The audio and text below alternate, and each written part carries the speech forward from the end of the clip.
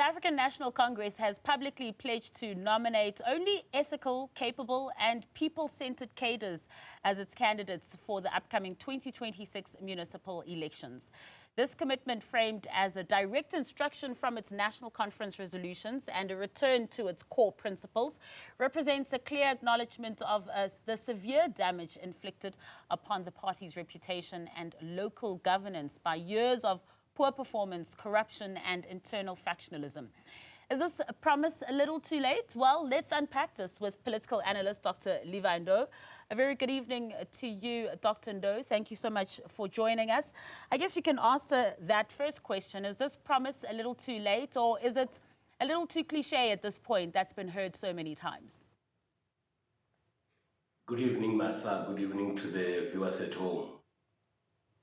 I think what is interesting is that the ANC is able to identify the issues that could be blamed for their poor performance during elections.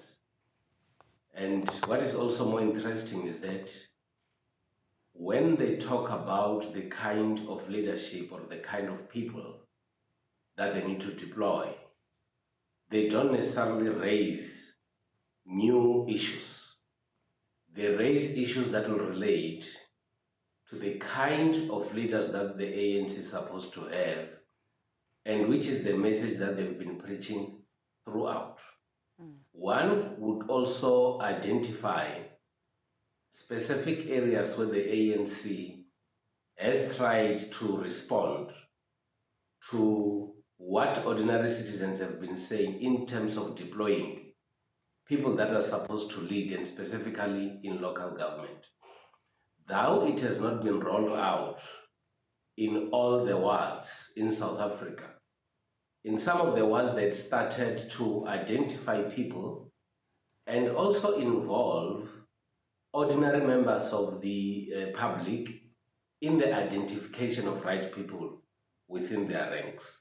And such appeared to have got a blessing from the members of the wards or communities where such practice was done.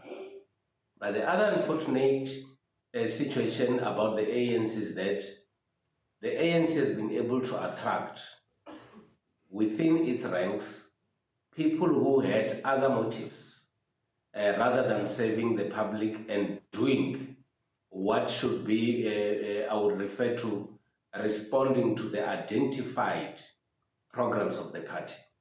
And that is why you have a situation where there would be a lot of people that will be involved in corruption.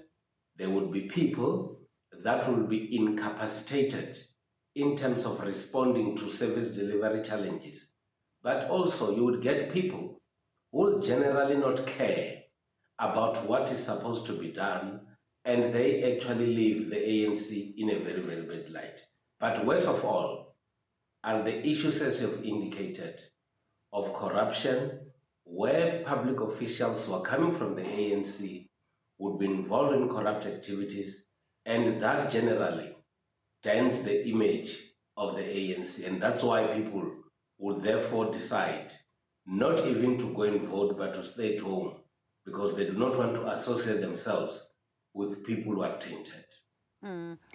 And this promise that keeps coming up, it seems, every election cycle, when we look back to the last local government elections in 2021, prior to that as well, there was another NEC, there was another media briefing, similar to what we saw this week as well, talking about the principles when they go back to their 2001 document Through the Eye of the Needle, talking about the caliber of the kind of leaders and councillors that they will be putting in place.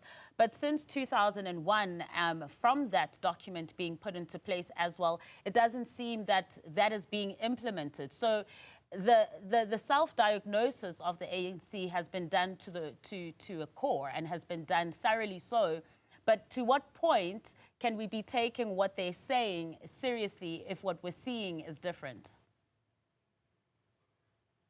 I think one of the issues that has confronted the ANC are issues that will relate to building a strong capacity from within its ranks as the party and also within government.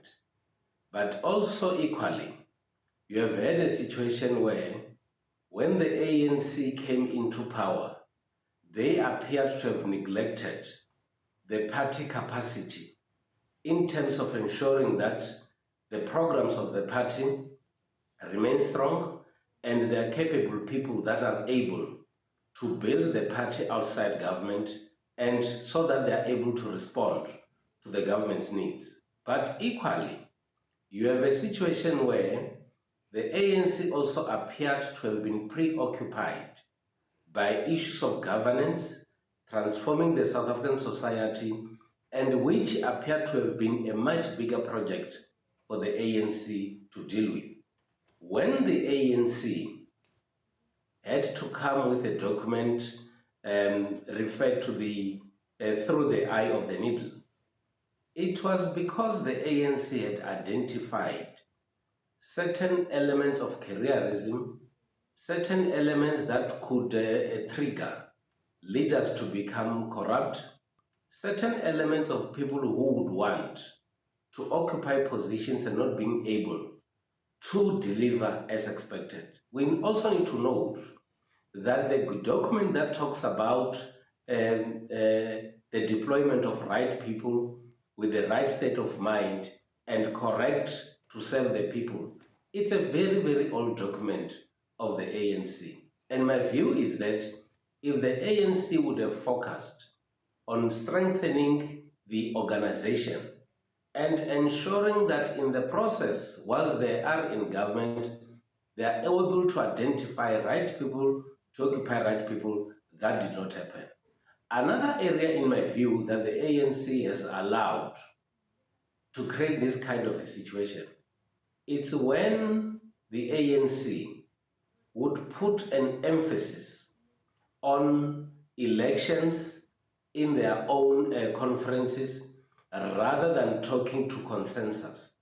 I would acknowledge that indeed there was a moment in which the ANC felt that it should be seen as a democratic party and indeed a participating democracy. That situation has led to a setup where some people would love to occupy leadership positions at all cost. And that's why there are issues now that talks to money being used in order for people to ascend to certain positions.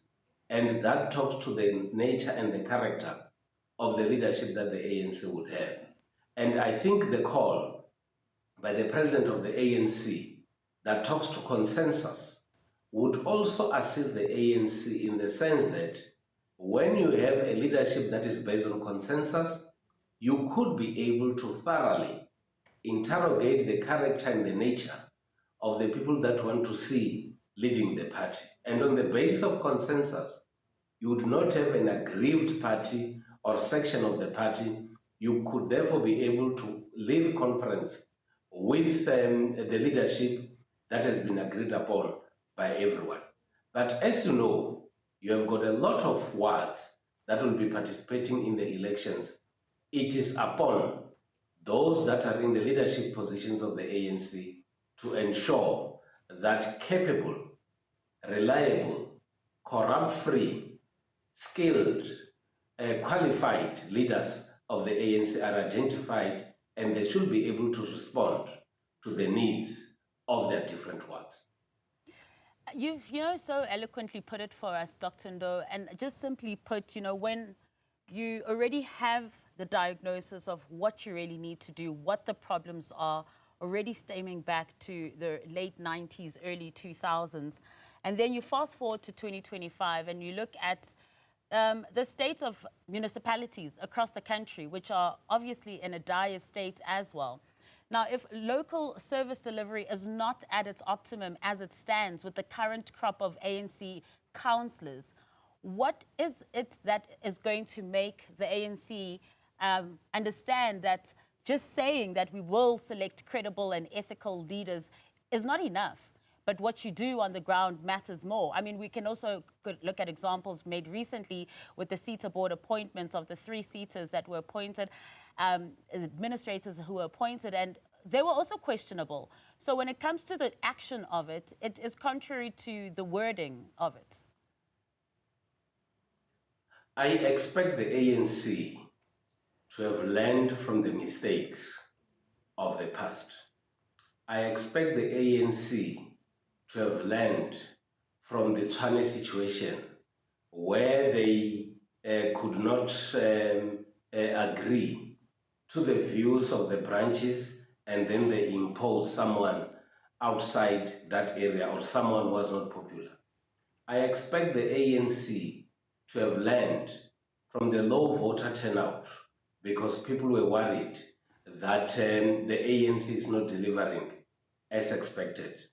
I expect the ANC to have learned for deploying people who do not have basic skills to run municipalities, to have learned from that exercise.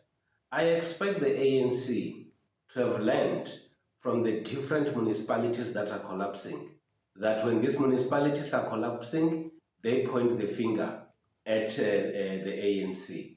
I also expect that tertiary institutions should also come on board, not only to focus on the ANC, but to capacitate our own people about the dynamics in local government, develop modules and qualifications that will capacitate people about issues on local government. If you look at a number of municipalities that we have, one of the biggest challenges that we face is lack of capacity, is unqualified staff, and also simple things that will relate to financial management, which municipalities are not adhering to. And my view is that those are some of the focus areas that the ANC and all other parties should also be able to focus on. Gone are the days when you are going to have a councillor elected into a position because this person will speak too much in a ward meeting. I think it is time now that, in the best interest of service delivery and ensuring that services are properly delivered to the people, right people should be deployed by these people so that we are able to see a much bigger change and difference in the runnings of our local councils. Dr. Ndou, really appreciate your time this evening. Thank you so much for joining us. That was political analyst Dr. Levy Ndou.